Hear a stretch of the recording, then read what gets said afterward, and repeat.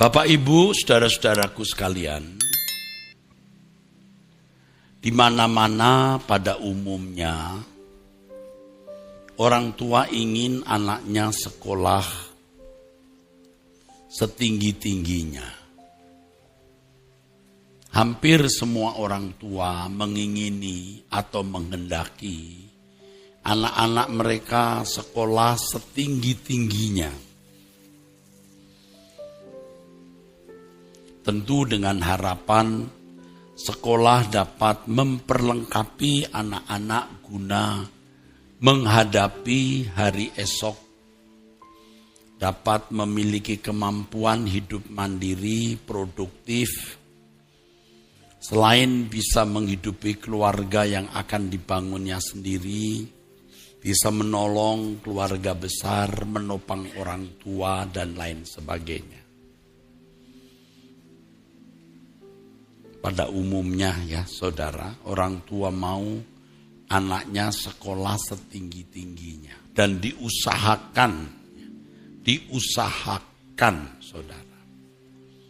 Sampai uang pensiun itu bisa diambil dulu atau diasuransikan. Demi anak sekolah. Tanah dijual, rumah diborkin, dijual demi anak bisa sekolah tinggi. Kalau misalnya suatu hari saudara dititipi oleh seseorang, dititipi anak, agar anak itu disekolahkan oleh saudara. Tentu orang tua dari anak itu mempersiapkan biaya. Pasti mempersiapkan biaya. Saya bicara mengenai orang tua yang baik ya. Lalu kalau saudara dititipi anak agar saudara sekolahkan setinggi-tingginya, tapi saudara tidak sekolahkan setinggi-tingginya. Lulus SD, saudara berkata kepadanya, cukup SD saja, kamu bisa hidup kok dengan lulus SD atau ijazah SD. Atau lulus SMP, saudara berkata cukup dengan ijazah SMP, banyak orang sudah bisa hidup kok. Atau dengan ijazah SMA, saudara berkata cukup ijazah SMA. Padahal di kota itu ada sekolah. Kecuali tidak ada sekolah yang lebih tinggi, tidak ada universitas misalnya. Tahukah saudara bahwa saudara semua ini anak-anak Allah yang dititipkan ke saya untuk saya sekolahkan? Amin enggak ya? Kalau Anda tidak amin, saya pergi. Serius. Supaya saudara mengerti hendak dikemanakan saudara oleh orang ini. Oleh seorang Erasto Sabdono yang menjadi gembala senior di sini.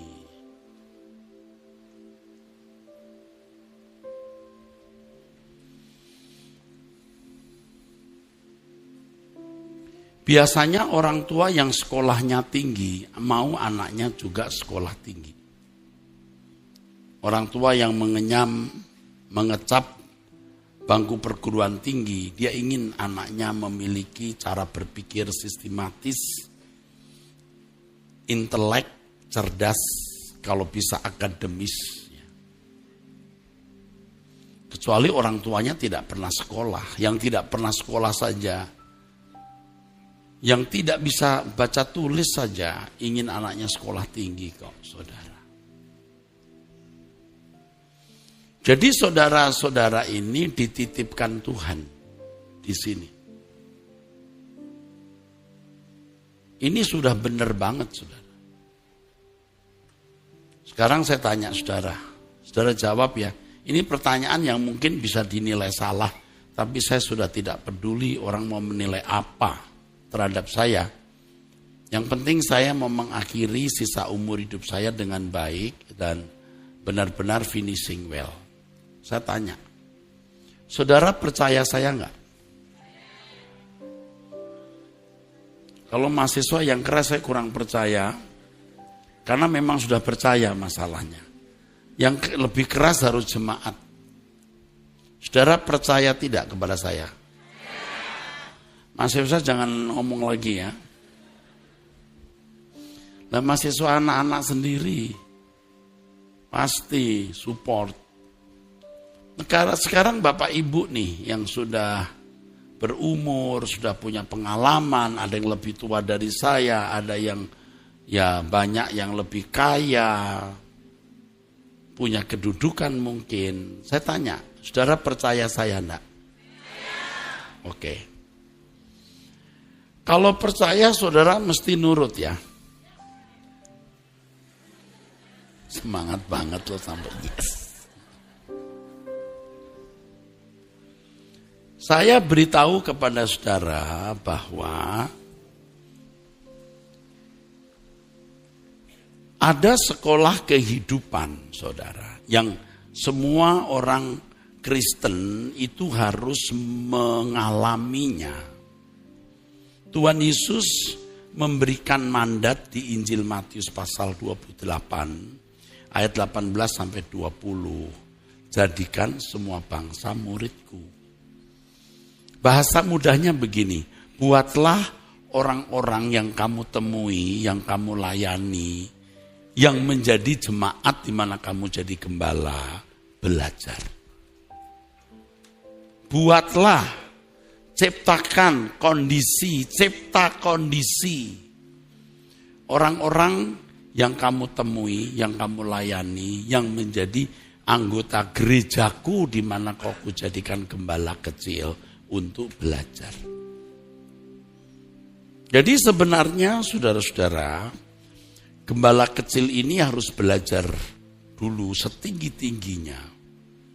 Harus punya pengalaman proses belajar setinggi-tingginya. Sampai nanti Tuhan berkata, wisuda.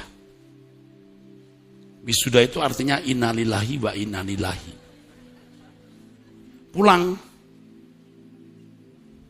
Jadi kalau belum pulang itu proses terus, tidak boleh berhenti. Nah, gurunya itu Tuhan Yesus sebenarnya. Gurunya Tuhan Yesus atau Roh Kudus. Lalu asistennya itu Erastus. Sekarang saya mulai sadar betapa beratnya jadi asisten. Sebab asisten tidak boleh bicara dari dirinya sendiri. Saya baru saja berdoa tadi sebelum masuk kebaktian ini. Jadi kalau kebaktian pertama selesai, saya usahakan saya masuk kamar dan tidak diganggu. Saya sudah berdoa, lalu Tuhan mengajar begini. Dari apa yang sudah saya tahu sebenarnya tapi dipertajam. Yesus berkata, aku tidak berkata-kata dari diriku sendiri, tetapi apa yang ku dengar dari Bapa ku katakan kepadamu. Semua yang ku katakan itu dari Bapa. Bapa yang berkata-kata melalui diriku. Nah kalau sampai pendeta tidak berkata-kata dari Bapa itu ucapannya siapa? Nah pertanyaannya bagaimana saya bisa berkata-kata dengan perkataan dari Bapa. Itu tidak cukup sekolah teologi, memiliki gelar, membaca banyak buku. Tetapi harus setiap menit, setiap detik itu berjalan dengan Tuhan. Setiap saat. Jadi tidak ada ruangan blank spot. Harus nyambung terus. Sehingga waktu khutbah juga tidak perlu takut mau ngomong apa. Karena setiap harinya sudah harus connect dengan Tuhan. Makanya tidak boleh bercanda sembarangan, ngomong sembarangan. Itu tidak boleh. Supaya terbiasa selalu mengutarakan apa yang Tuhan kehendaki untuk diutarakan. Nah itu beratnya saudara. Itu beratnya. Jadi seorang pembicara itu harus menyampaikan apa yang Bapak sampaikan. Oleh sebab itu dia harus penuh dengan firman. Firman sama dengan logos. Penuh dengan logos. Nanti saya akan khotbahkan bahwa Yesus itu bukan logos sendiri. Seperti pengertian banyak orang. Yesus itu manusia 100% yang dipenuhi logos. Maka Alkitab mengatakan kepenuhan Allah atas dirinya. Kalau dikatakan logos menjadi daging itu bukan menjelma. Kata menjadi dalam bahasa aslinya egeneto. Itu kata yang sama di Yohanes pasal 1 digunakan untuk Yohanes. Datanglah seorang yang bernama Yohanes, itu egeneto juga. Maka firman egeneto daging sarkos itu tidak boleh kita artikan menjelma atau inkarnasi. Yesus penuh roh. Nah selanjutnya nanti kita harus seperti dia, penuh roh, penuh firman.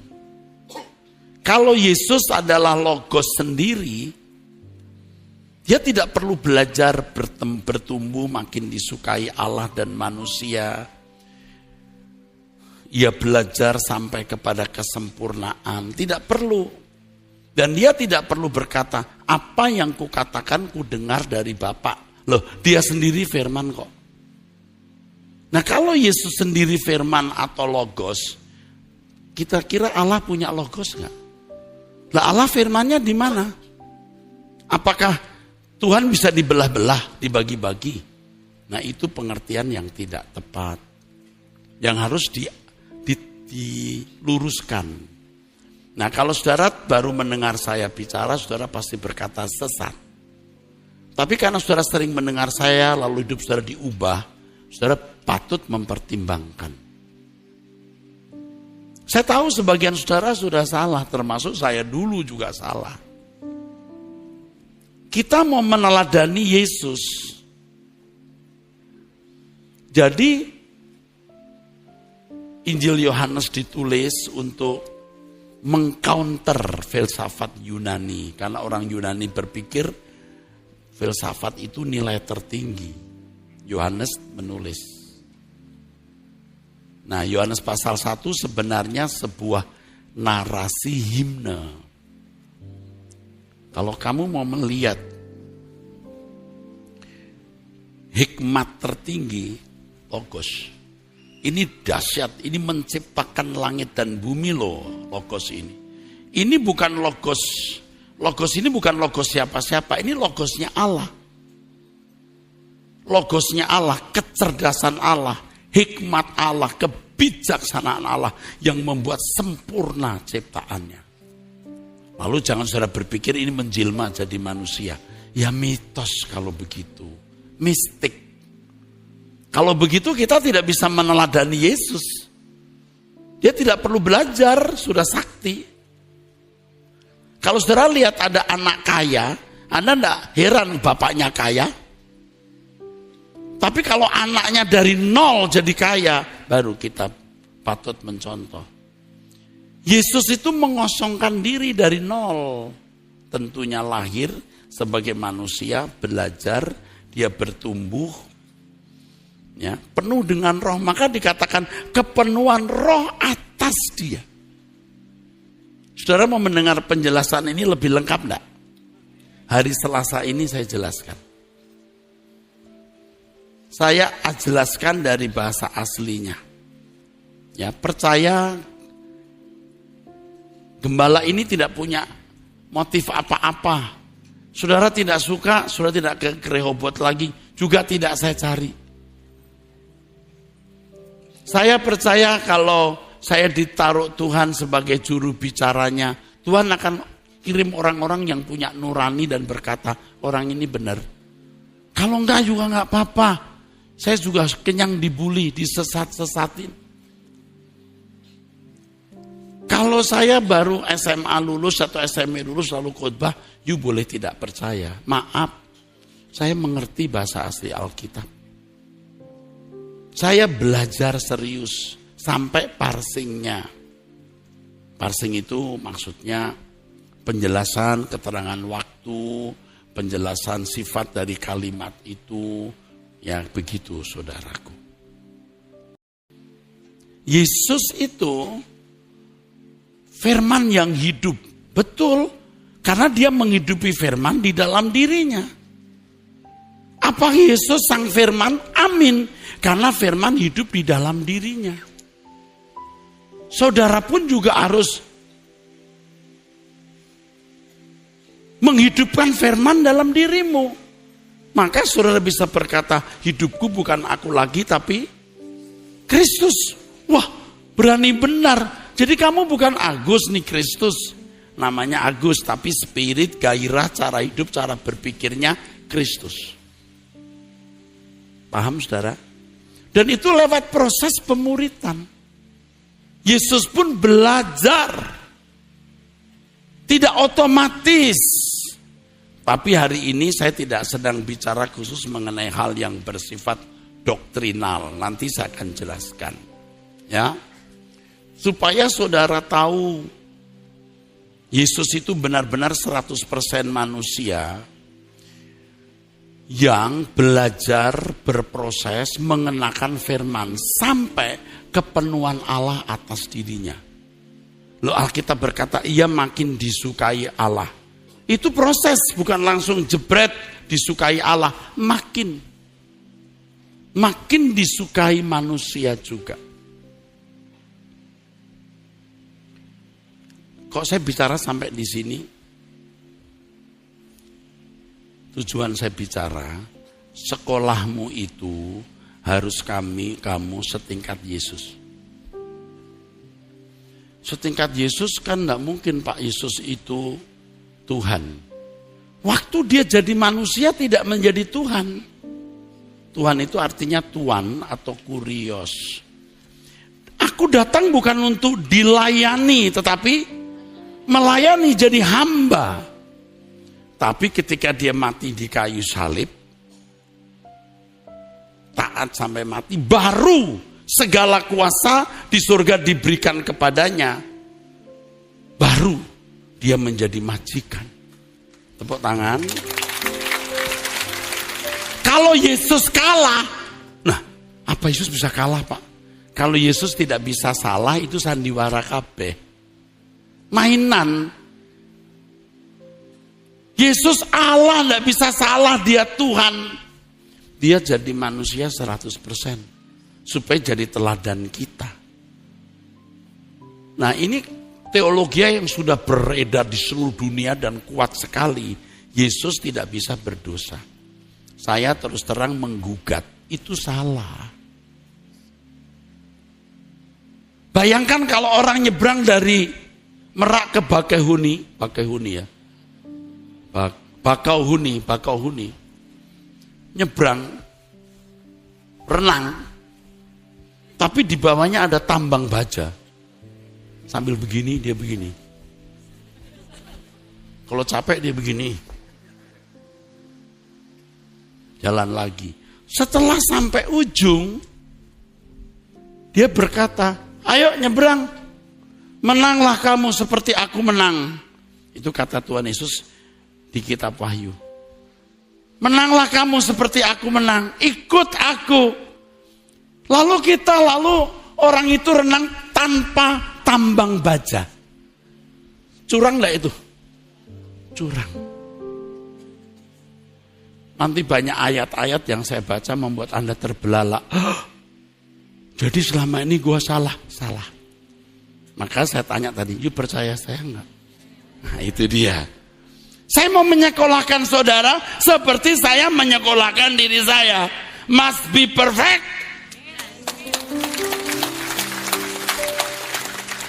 Saya pun dengan agak takut, tapi saya berani-beraniin. Ikutilah teladanku.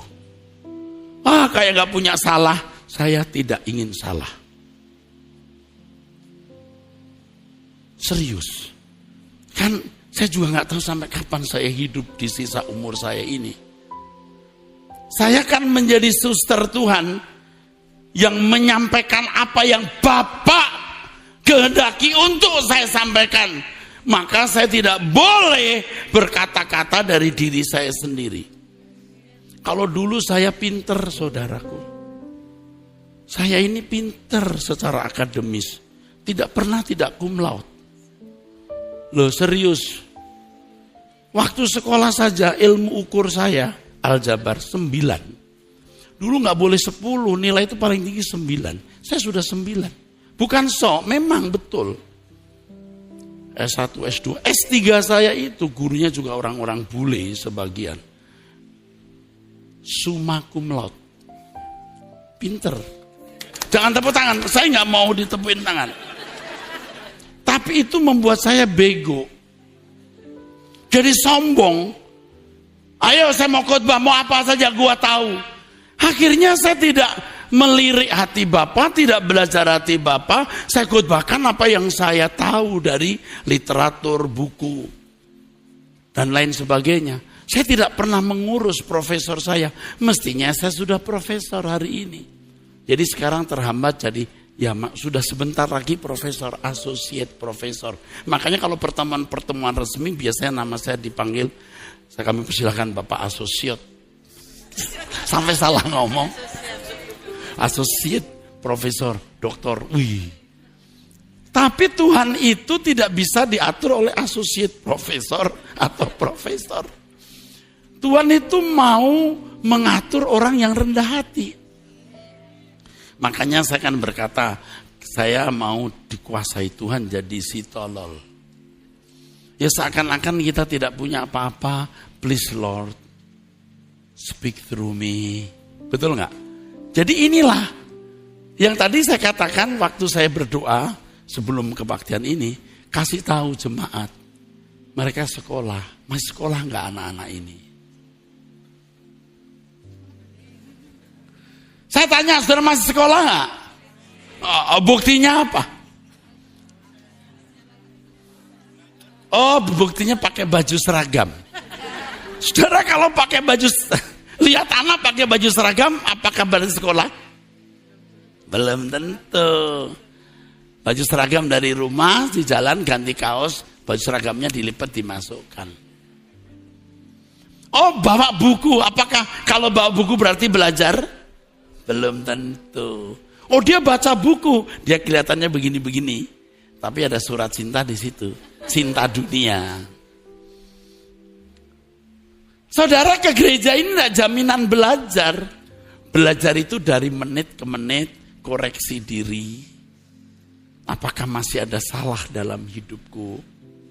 Itu tuh belajar. Terus pagi bangun jam 5 datang ke markas. Kalau saudara cuma belajar dari saya khotbah hari Minggu, tidak akan berubah. Saudara dengar khotbah bagus, amin, amin, amin. Pulang entek kabeh, bablas ilang, pam. Belum nanti ketemu bakso, kue tio sirem. Jadi tiap hari berdoa, baca Alkitab, meditasi pribadi 30 menit minimal, dan lain sebagainya. Nanti akan saya tuntun saudara ya. Saya tuntun, bisa. Makanya saya harus lari sekencang-kencangnya. Tadi khotbah saya kan pada jam 9 reaktif, responsif lah. Kalau murid itu reaktif, responsif terhadap guru mengajar dia, dengerin. Dan biasanya murid dan mahasiswa yang duduknya mau paling depan itu serius. Biasanya. Makanya kalau ada mahasiswa yang duduknya agak jauh-jauh, saya terus terang gak suka. Saya bilang, bisa lebih jauh gak anak kamu? Sekali dekat kamar mandi sana kamu. Dan kadang-kadang sampai marah saya. Yang di belakang, depan sini. Ini mahasiswa tahu saya begitu. Di belakang itu bisa bebas macam-macam, apalagi ada gadget. Kalau zaman saya dulu buka koran. Loh saya pernah mahasiswa lihat buka koran. Saya nggak ada ampun yang begitu. Saya hitung 3 kali kamu nggak keluar, saya lempar kursi ini. Dulu kursinya lipat-lipat gitu, saya lipat gini. Keluar kamu. Begitu. Waktu itu saya belum bertobat. Sudah jadi pendeta, sudah bergelar, tapi hati saya nggak takut Tuhan. Sombong banget. Waduh, Kalau mahasiswa nanyanya nggak sopan saja, saya bilang, kamu bisa tanya sopan nggak? Kalau saya jadi kamu, saya nggak akan tanya seperti ini bahasamu. Begitu. Saya tanya, nanya saya, terus saya ketawa. Hehehe. Hah? Saya bilang, saya lagi jawab, kamu ketawa. Waduh, saya usir saudara. Dan sejak itu di kelas itu, tidak ada pertanyaan lagi. Wah, dulu saya ganat loh. Ini di antara mahasiswa saya, ada di antara mereka yang dulu pendeta-pendeta itu. Mulai hari ini gak ada pertanyaan lagi. Kamu tahu kenapa? Barang yang kudus bukan untuk anjing dan babi. Waduh, suruh kasar bener loh saya. Itu dulu. Padahal saya cum laude. Tapi saya tidak peduli perasaan Tuhan. Apa yang saya mau ngomong saja. Dan Anda percaya nggak Pak, kalau saya marah ke mahasiswa, saya tempeleng beneran Pak. Pernah dengar kan?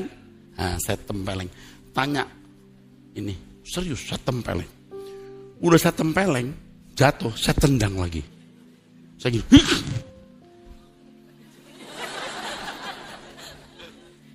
Dan paling takut kalau sampai saya mengucapkan kalimat begini. Selama saya jadi dosen, saya nggak mau lihat muka kamu di sini. Sekolah boleh pilih saya atau kamu. Waduh, bayangkan mahasiswa cum laude. Paham? Kalau tidak bertobat jadi apa manusia ini? Makanya proses yang saya alami untuk menjadi seperti hari ini berat. Bersyukur saya bertobat, saya mau terima prosesnya sehingga saya seperti hari ini. Saudara percaya saya enggak sih? Oke, saya teruskan. Saudara masih bingung soal firman tadi, logos tadi. Nanti hari Selasa akan saya jelaskan. Dan minta maaf, saya menjelaskannya bukan satu kali. Mungkin 3 bulan, 5 bulan, 6 bulan ke depan terus ngomong soal ini. Sebab kalau hanya 1 kali, 2 kali, 10 kali tidak akan menjawab. Jadi akan menjadi rangkaian penjelasan. Apa untungnya penjelasan itu? Untungnya begini. Kamu harus serupa dengan Yesus. Maka Yesus harus jadi manusia. Kalau dia manusia 100% tapi juga Allah 100%. Dia bukan manusia versi Adam. Dia versi lain. Bayangkan kalau petinju. Dia menang karena pakai helm.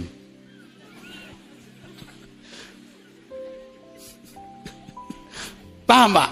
Dia pakai helm, dadanya ditutup anti peluru. Udah dibuk-buk. Hehehe. Lalu saudara suruh tinju tanpa helm. Harus menang. Bayangkan. Yesus tidak pakai helm.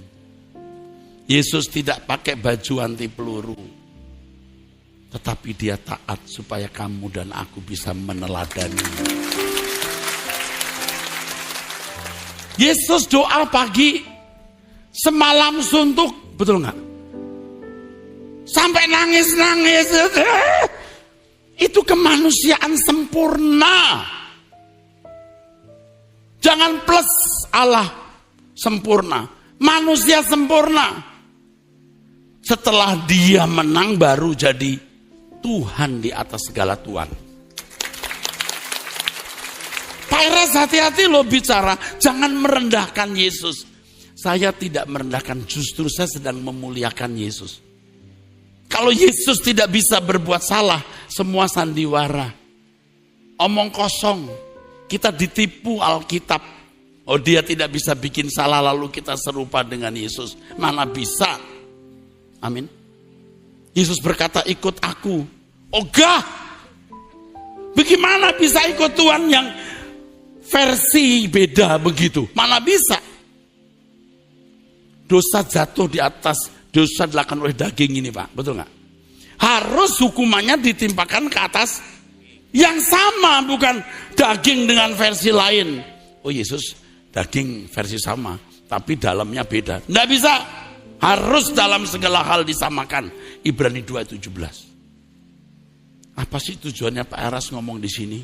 Saya cuma kasih tahu, kamu sekolah terus harus seperti dia. Pendeta saja kalau bicara harus dari Roh Kudus. Seperti Yesus. Apa yang kukatakan dari Bapa, bukan dari diriku sendiri. Itu bukan hanya pendeta. Semua orang Kristen harus begitu. Aduh. Ya kamu masih SD masalahnya. Nggak mungkin, kamu masih SMP. Kamu tidak pernah target untuk sampai mendapatkan toganya Tuhan. Maka saudara rata-rata hidup wajar seperti manusia lain. Ini yang harus kita berantas. Menjadi Kristen itu istimewa. Tidak bisa hidup wajar lagi. Maka Tuhan berkata, kalau kamu tidak melepaskan dirimu dari segala milikmu, kamu tak dapat jadi muridku. Ini tidak bisa sambilan, sambil kuliah, kerja. Tidak bisa. Yang ini mesti serius. Kalau ibarat seorang aparat atau tentara ya, ini saudara mau dijadikan tentara khusus ini. Waduh berat Pak, saya nggak mau Pak. Oke, kalau nggak mau jadi hansip. Hansip tidak usah sekolah ke Magelang ya. Anda cukup briefing di kantor RW. 1 minggu. Belajar baris berbaris lalu memegang pentungan. Hansip. Bawa pentungan. Ngusir tukang gorengan. Yang mau masuk komplek. Tapi begitu lihat preman maling, hansip sembunyi.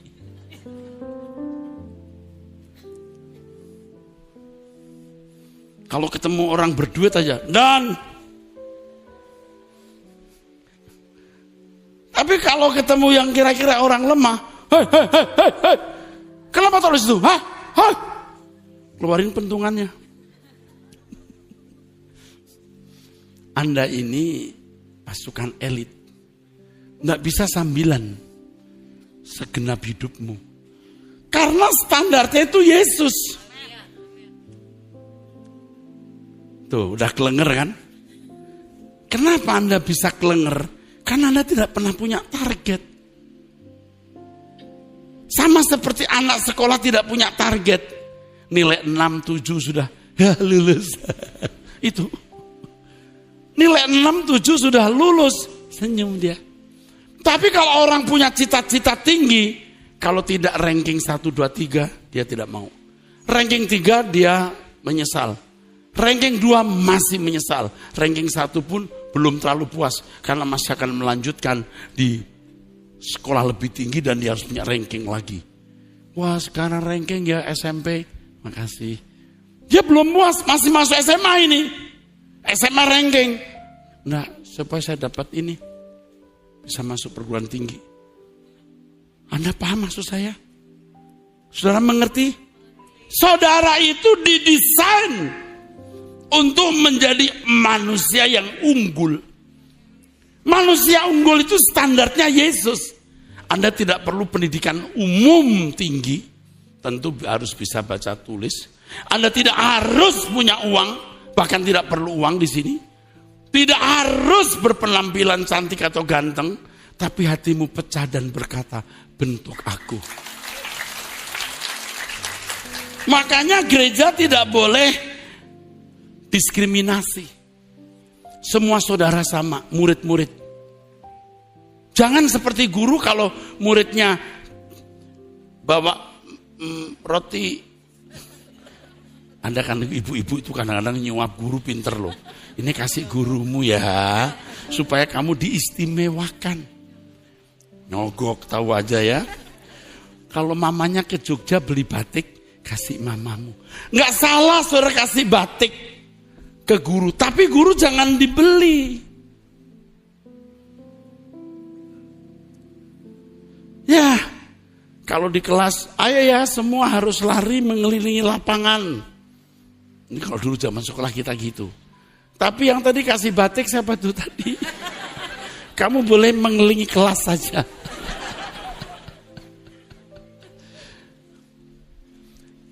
Jadi PR-nya bab 1 sampai bab 5 diringkas ya, oke? Tadi yang kasih roti, ibu siapa? Kamu bab 1 aja. Bab 4, 5 enggak usah diringkas ya. Setelah ringkas bab 1, nonton TV, main game. Enggak ada di sini, saudara. Saudara semua sama. Benar, serius. Saudara percaya saya enggak ya? Oke. Bagian depan percaya, bagian belakang gua enggak tahu. Pak, Bu, saya ngajak saudara itu punya target tinggi. Must be like Jesus. To be like Jesus. Saya juga maksa, Pak. Saya sebenarnya bukan orang hebat. Basic karakter saya bisa lebih buruk dari saudara. Ya, saya bukan orang yang hebat gitu. Tapi saya bisa menyaksikan saya nekat. Saya bukan orang hebat, tapi saya bisa menyaksikan saya nekat. Saya ngajak saudara nekat. Karena sekolah kalau nekat ya, temennya main bola, dia di rumah hafalin rumus kimia. Paham? Tapi temennya, apa rumus kimia? Gampang. Nanti kalau mau ulangan, tulis di paha. Apalagi dulu rok panjang-panjang. Jadi guru nunggu, ngantuk-ngantuk. Karena semalam dia berkelahi sama bininya. Kurang tidur, tinggal begini.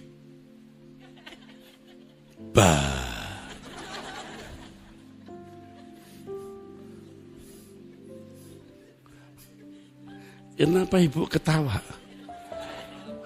Oh, pengalaman.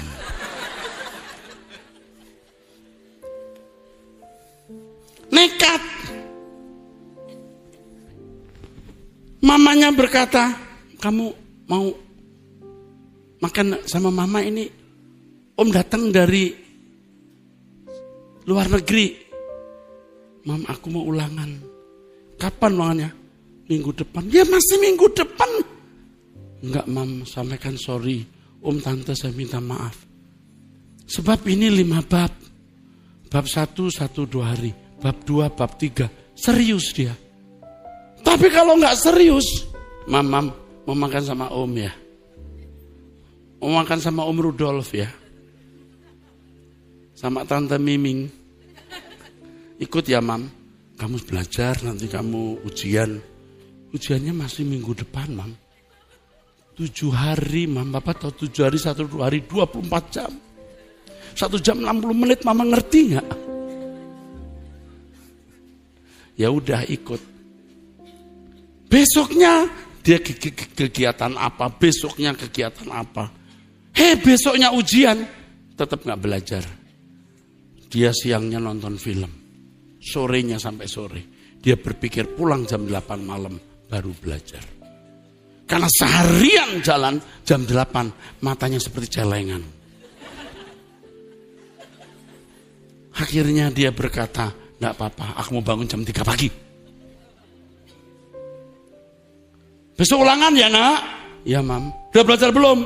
Aduh, ngantuk, Mam. Saya jam 3 mau bangun. Jam 3? Jam 5 doa sama Om Eras selesai kagak kamu? Apa yang terjadi, saudara? Dia tidak bangun jam 3. Beker bunyi kering. Irama tidurnya tidak mampu membangunkan dia. Kering.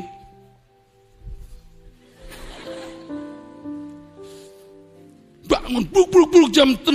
Wah, ribut. Nanti di jalan, di mobil. Nggak bisa. Anda tahu nggak? 5 gadis bodoh. Yang ketika mempelai datang, dia nabrak sana, nabrak sini. Cari minyak. Nggak ada waktu. Saudara masih sekolah nggak? Apa buktinya?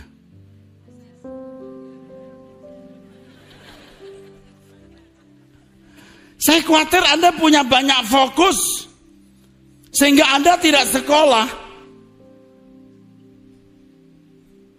Bagaimana firman itu masuk dalam diri kita? Nggak gampang. Bagaimana logos masuk dalam diri kita? Manusia hidup bukan hanya dari roti, tapi dari setiap, bukan logos tapi rema. Tuhan mengajarkan logos itu menjadi rema-rema. Terus diajarkan supaya menyatu di dalam diri kita. Manusia hidup bukan hanya dari roti, tapi dari setiap rema. Jadi betapa berharganya setiap waktu itu. Jadi tujuan hidup kita mestinya setelah jadi umat pilihan ini hanya sempurna seperti Bapa, serupa dengan Yesus. Pelayanan yang saya lakukan dengan segala kesibukannya, ini tidak boleh membuat saya gagal fokus. Fokus saya harus membenahi diri. Membenahi diri. Banyak masalah. Bertumpuk-tumpuk. Aduh, masalah organisasi, masalah uang, masalah dana. Bertumpuk-tumpuk. Itu tidak boleh membuat saya bias, tidak fokus. Saya harus tetap fokus bagaimana saya bertumbuh untuk sempurna seperti Bapa, serupa dengan Yesus. Karena ini pilar utama dan pilar satu-satunya dalam hidup kekristenan. Yang karenanya saudara, setiap kali saudara hadir seperti saat ini mendengar firman, saudara mendapat sesuatu, pencerahan, cereng, cereng. Sekali datang, cereng, cereng. Coba kalau 10 kali, cereng, cereng, cereng, cereng, cereng, cereng. Kalau 100 kali, cereng, cereng, cereng, cereng, cereng. Jadi sampai saudara betul-betul mengerti dan Anda menangkap tujuan hidup ini hanya sempurna seperti Bapa, serupa dengan Yesus. Mengapa? Mengapa? Mengapa? Karena saudara mau dimuliakan bersama Yesus. Setelah dia taat sampai mati, bahkan mati di kayu salib, setiap lutut bertelut lidah mengaku Yesus adalah Tuhan bagi kemuliaan Allah. Jadi Tuhan pun bagi kemuliaan Allah. Bukan bagi dirinya sendiri. Roma 8 ayat 17, kita akan menerima janji. Baik yang diberikan untuk Yesus dan juga untuk kita. Di dalam Daniel pasal 7, ditunjukkan oleh Tuhan kepada Daniel bagaimana yang lanjut usia, itu Allah Bapa, memberikan kekuasaan kepada anak manusia itu Yesus. Jadi kekuasaan itu bukan milik Yesus, milik Bapa. Bahkan Yesus sendiri punya hidup juga dari Bapa. Self-existent. Yang ada dengan sendirinya itu hanya Bapa. Bapa memberikan hidup kepada anaknya. Yesus punya hidup pun dari Bapa. Katakan amin. Nah itu akan saya bahas nanti secara detail. Kalau hanya sepotong nanti orang potong ucapan saya lalu mengcounter dengan ayat-ayat tertentu. Ikuti dulu. Dan saya akan membuka email khusus, nomor WhatsApp khusus untuk ini. Jadi orang boleh nanya, boleh bicara. Jangan di media sosial, gaduh. Kecuali orang yang memang tidak ada kerjaan, tidak produktif, mau punya panggung, mungkin juga cari subscriber, kasihan. Ya terserah situ. Tapi orang-orang yang produktif tidak akan sembarangan gembar-gembor. Jadi saudara kalau membaca yang begitu-begitu rugi. Saya bilang kepada istri saya, Pap ini ada, tidak usah baca Mam. Buat saya najis. Mengotori pikiran kita. Pam, mengotori pikiran kita. Orang-orang yang tidak bersahabat dan bersaudara. Bikin kita rusak, distract kita, tidak usah. Makanya akan saya siapkan, saudara sekalian, WhatsApp, email khusus untuk membahas ini. Fair, saya kan jawab. Tapi saya tidak mau debat. Bukan takut. Debat itu bahasa orang tidak bersaudara. Nggak usah. Nah, kenapa kok saya sampai bicara sampai di sini? Karena tujuan sekolah kehidupan kita itu serupa dengan Yesus. Semua juga harus sampai pada pengakuan dari Bapa, ini anakku yang kukasih, kepadanya aku berkenan. Jadi sebelum meninggal dunia, kita berjuang terus untuk berkenan. Lalu kita punya sertifikat itu. Kita pulang dengan sertifikat ini. Pulang ke surga maksudnya.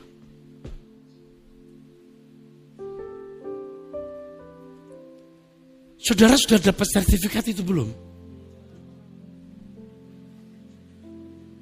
Oh belum. Kira-kira kapan dapatnya? Segeranya itu kapan? Ini jawabnya pinter, amin, belum segera. Proses. Saya beritahu ya, saudara percaya saya ya, saya kasih tahu. Setiap hari kita bisa dapat sertifikat itu. Sesuai dengan kelasnya. Jadi satu hari kalau ada salah langsung minta ampun. Kalau ada pelanggaran langsung minta maaf. Langsung. Sebelum tidur tidak ada sesuatu yang salah yang kita lakukan. Wah saya punya salah Pak, saya utang orang belum bayar. Telepon dia. Saya tidak bermaksud mau tidak bayar. Saya belum punya, sorry ya. Anda bereskan. Supaya waktu Anda tidur, seandainya kebablasan. Jangan tidur sore, besoknya melek mata. Loh, di mana? Ada malaikat-malaikat maut sedang menggendong. Nah, nggak apa-apa digendong malaikat maut asal di tempat yang benar. Jadi sebelum tidur sudah beres. Itu Anda sudah siap punya sertifikat. Sudah punya sertifikat belum? Sekarang berubah lagi sudah. Kamu itu nggak konsisten. Saya bingung menjawabnya. Ya, setelah dijelaskan baru ngerti. Jadi kalau ada dosa dalam diri kita, kita minta ampun. Nggak ada orang yang nggak punya salah, tapi Tuhan mau menyelesaikannya. Amin. Kalau suamimu salah, bertobat, ya sudah, Tuhan sudah selesaikan, udah dihapus. Di dalam kitab hidupnya nggak ada lagi salah itu. Ibu nggak boleh bangkit-bangkitin. Pap, gua inget. Tanggalnya, jamnya, tahunnya, gue ingat. Tuhan saja lupa, kenapa ibu ingat. Saudara juga punya dosa, jangan diingat. Tapi jangan diulangi. Minta ampun dan Tuhan buang dosa saudara ke dasar laut yang dalam. Dan Anda tahu ada tulisan di situ, dilarang mancing di sini. Senang kan punya Tuhan yang membuang itu? Lalu saudara berurusan dengan Tuhan, saudara berkata, Tuhan aku masih ingat salahku waktu itu. Tuhan menjawab, yang mana ya nak? Waktu itu Tuhan, di Surabaya. Sampai tanggalnya aku ingat. Yang mana ya nak? Lalu maksud Tuhan lupa, aku melupakan. Tidak ada orang yang tidak punya salah, tapi jangan diulangi. Lupakan salahmu. Lupakan dosa-dosamu. Dan jangan ulangi. Lalu kita maju terus. Jangan mengulangi dosa yang sama. Namanya juga sekolah. Gak usah nunggu besok. Kalau hari ini meninggal dunia. Saudara sudah punya sertifikat. Walaupun tingkatannya beda. Karena pencobaan masing-masing orang itu beda. Yang berat bisa lulus, tingkatnya tinggi. Maka di surga tingkatan-tingkatan itu ada. Tapi yang penting lulus. Pak, saya terus terang masih SD, Pak. Tapi lulus nggak? Lulus. Kalau masih hidup, lanjutkan SMP. Oh, apa? Oh, sudah tua, tapi masih SMP. Nggak apa-apa, asal lulus. Nanti di sini, di sana dilanjutkan SMA-nya. Anda ketawa kalau saya nggak, karena saya serius. Masih ada proses di kekekalan. Tapi posisi saudara sudah ditentukan dari peraih achievement, pencapaian saudara di bumi. Jadi kumpulkan harta di surga itu kan sebuah proses akumulasi. Amin. Oh luar biasa. Anda diberkati? Amin.